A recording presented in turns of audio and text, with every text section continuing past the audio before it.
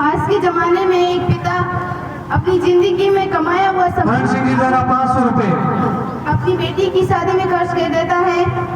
आजकल आए दिन न्यूज़पेपर में, सोशल मीडिया में बेटी के दहेज की मांग को लेकर आदि खबरें प्रचारित हो रही हैं। एक कवि की कुछ पंक्तियां हैं जो आपके समक्ष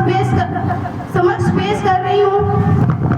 कि पैसा देकर पापा ने लिख दी एक बेटी की कहानी, पैसा देकर पापा ने लिख दी एक बेटी की कहानी,